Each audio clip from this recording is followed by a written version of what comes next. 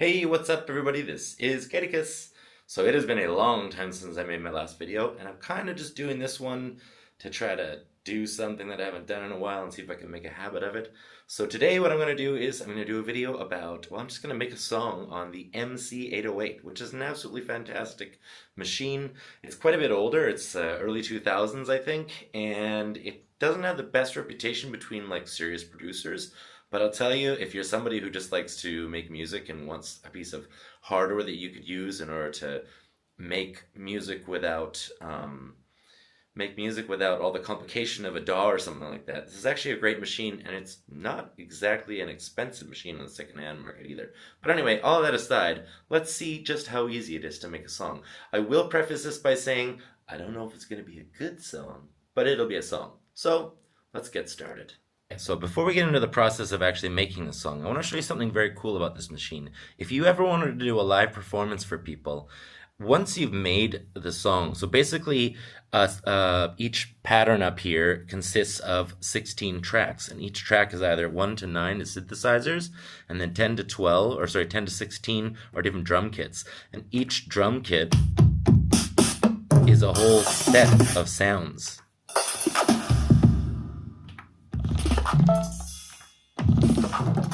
So you can do a lot with the drums right there, and then each one of these.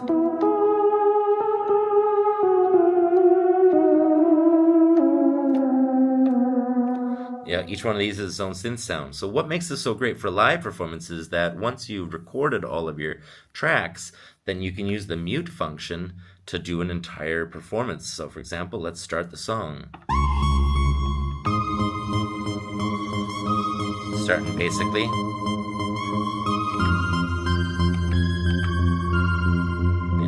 Start it like that, and then once you've got through the first part, maybe I should speed it up a little bit. Whoops. Okay, so then you can slowly introduce things.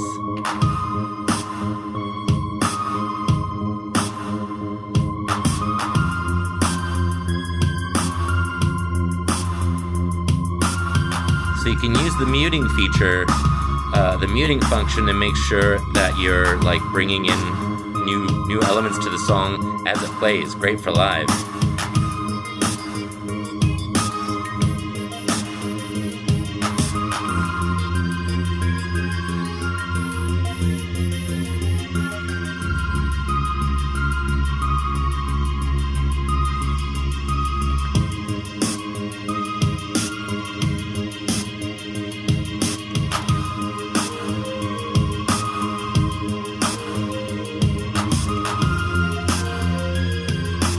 Yeah, so it's very cool how you can do that. Anyway, let's get to the part where we make a song. I'm going to stop it. I'm going to find an empty track.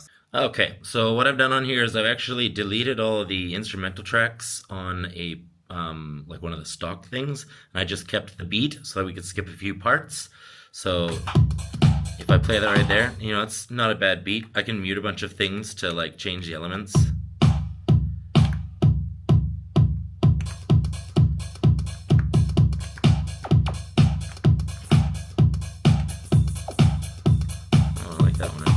Okay, but anyway, let's mute these things right now and just have it.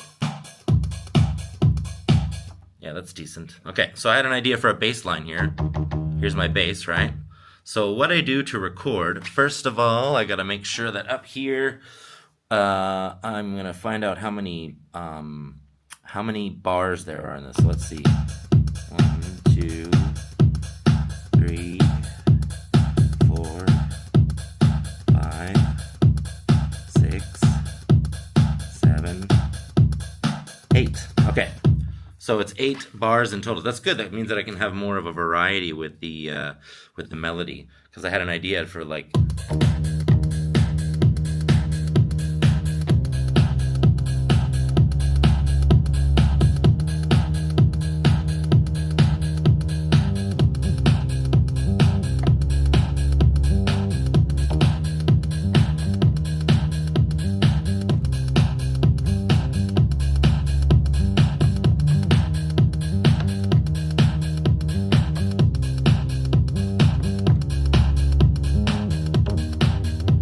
Okay, I got an idea. I'm gonna put the camera down right here.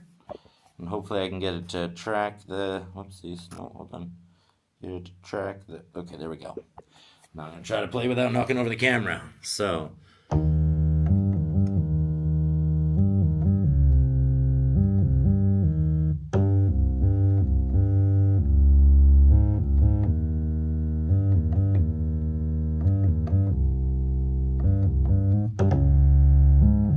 Okay, I think I got it. Let's hope. I might have to record it a few times because I often get things messed up. Okay, here we go. Oh, I gotta make sure that the time is right.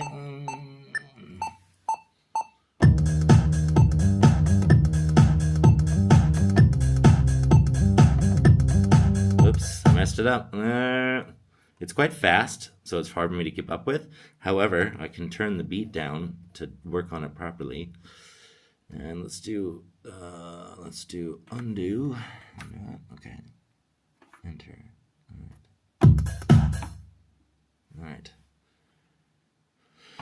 Oh, let's just turn the beat down again. Okay, here we go. All right, so I'm gonna hit record here. And I'm gonna start it up.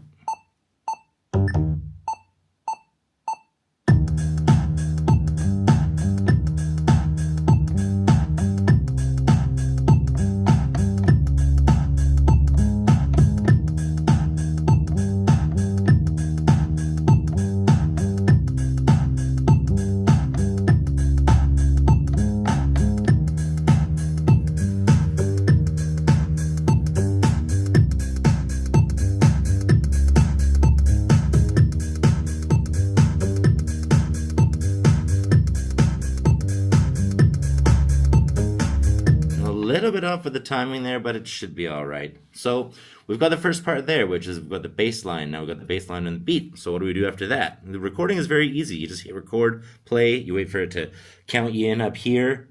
Let's get a little bit of review. You wait for it to count you in up here. And then once it counts you in, then you just start playing. And if you mess up, you can press undo and enter, and you're good to go. The thing with the undo is there's only one undo on this whole system. So it's not like an MPC or a machine or whatever where you can go back many, many mistakes or like back, and undo. There's only one undo. So when you make a mistake, you undo and you perform that thing right away. This is before machines had like major processors inside of them and tons of RAM and stuff. I think this one here came with like 128 megabytes of RAM, and I upgraded it to 512 megabytes of RAM, which is massive for the time, but it's a little bit small now, half a gigabyte of RAM. It's hilarious. But yeah, that'll mean that some things are not as feature rich as we might be used to in the current day. Okay, so now that I got that set there, let's go to another sound and see what we got. Okay, so if I don't really like this sound, what I can do is I can go up here to the patch sample, and then on the screen here, I can see that it says fast detune.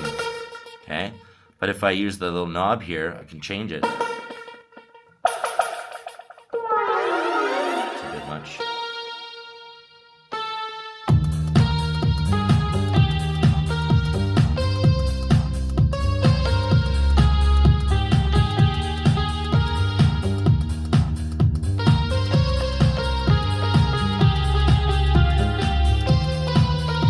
Okay, well, it's not the best sound ever, but it'll work. I can record it into it.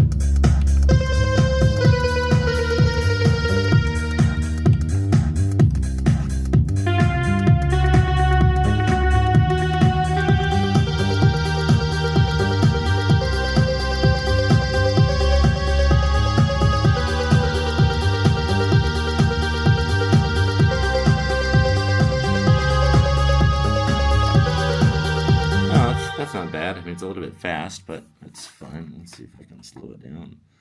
1/16. I can slow it down. Nice. See, I'm actually kind of just learning this stuff as I go on.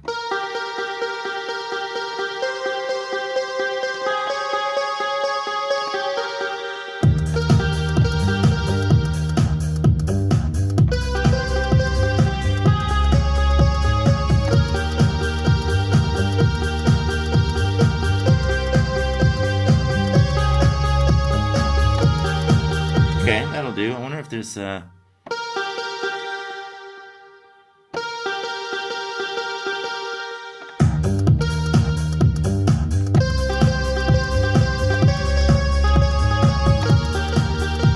Okay, so that's not quite the right division that we want, so we'll just do it as normal here. So what I'm going to do is I'll hit record, and then I'll hit play. Whoops, I'll hit record. Oh, you gotta exit it here. I'm in the screen, sorry about that. Okay, hit record, I hit play.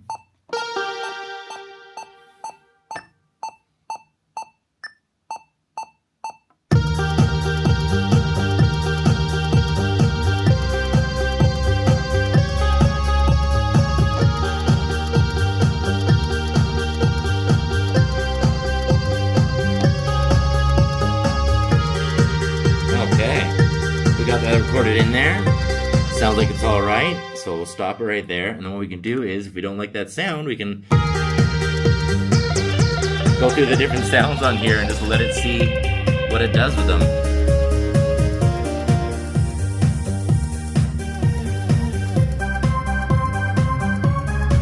That one's not bad.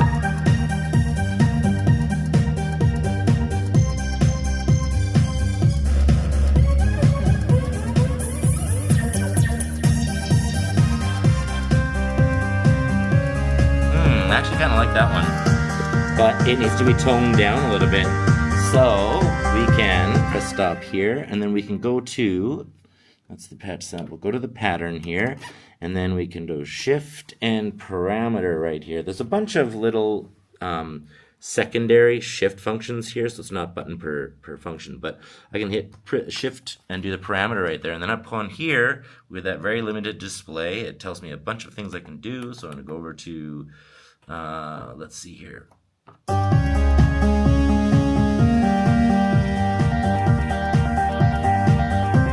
that was nice. So on this machine, there are only two effects basically. And each one, like each track can go through either the FX1, FX2, reverb, mastering, or comp. They can go through all of them, or one of them, or three of them, or whatever, but you only have two effects in total for the whole machine per track, or not per track, per song. So it is a limitation, but it's not terrible. But as you can see, if we go here, and play it, and then we turn on the effects, pretty cool. I like it. All right, so we've got that one done. Let's go to this one here.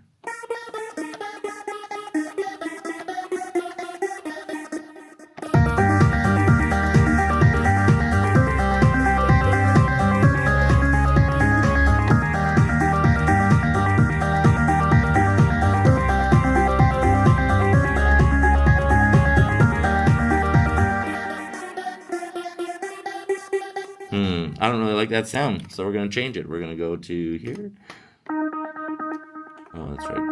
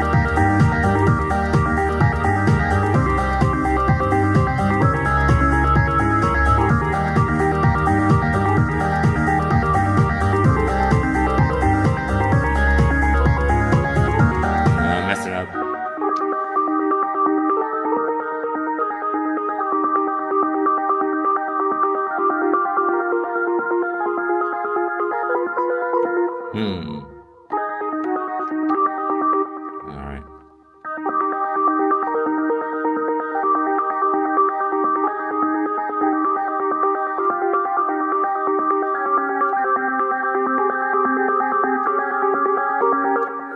Okay, I'll just try something here.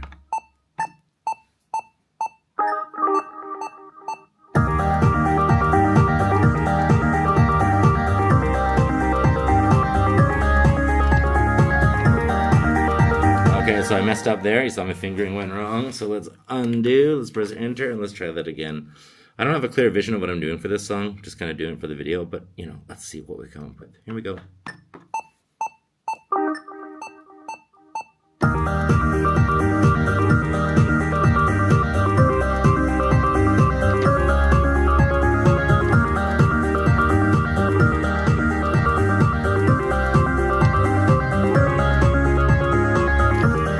Not perfect, but it'll do.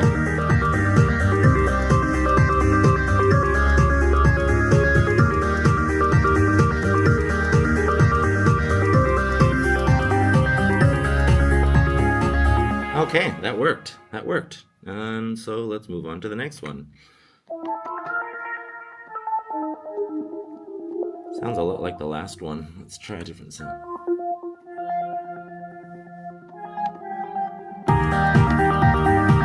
Okay, so the other ones are really overpowering, so we'll turn that one off for now. Okay, now.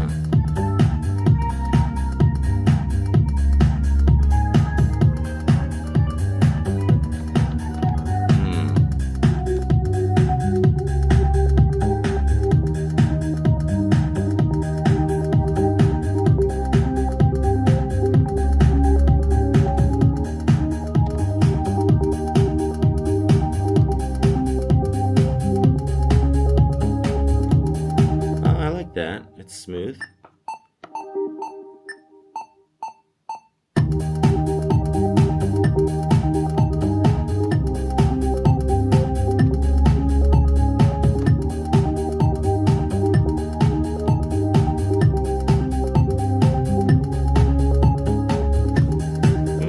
Nice. And the sweetness track 4. See how here we can control it. I think I might have just recorded the volume on the switch. No, it's okay. Good. Oh no. See that thing move? It has automatic sliders. Yeah, I did it. Oopsies. Okay. Let's try that again. I'll just hold it in the same place.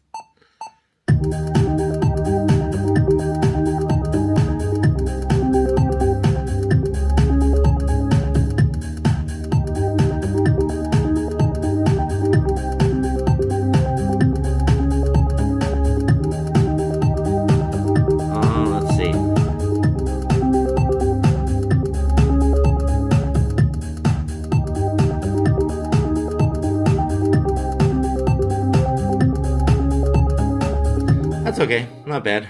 I kind of messed it up a little bit because while I was recording I moved the slider, and since this has automatic sliders it records the motion. You can do some pretty crazy things with it, like, let's see here. That's an obnoxious sound.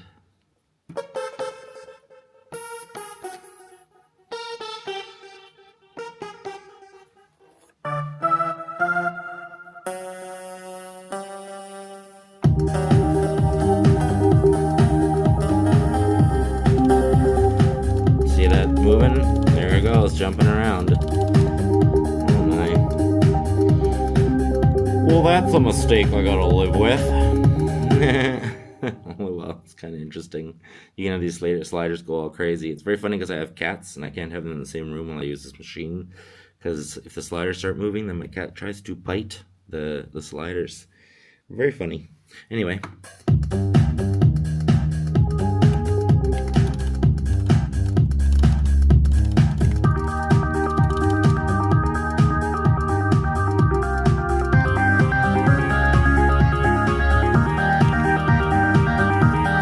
Anyway, yeah, so there you go. Now we've got drum tracks and 4 melodic tracks, and you can do a lot with this machine, and there are many more features.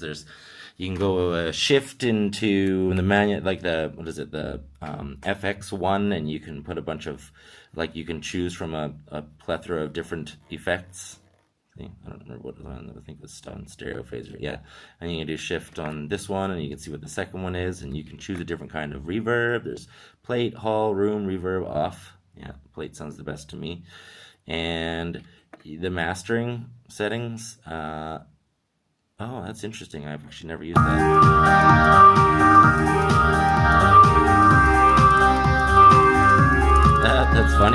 It adjusts the mastering, like adjusts the levels according to the plethora of genres it has in here. There's techno, hip hop, and breakbeats. That's it.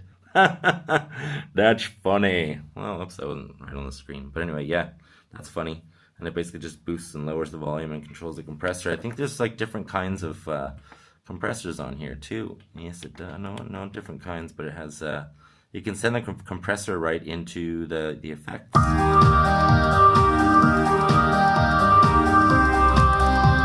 interesting. Yeah. Anyway, let me just turn this thing around. Bunk. Hi, everybody. So yeah,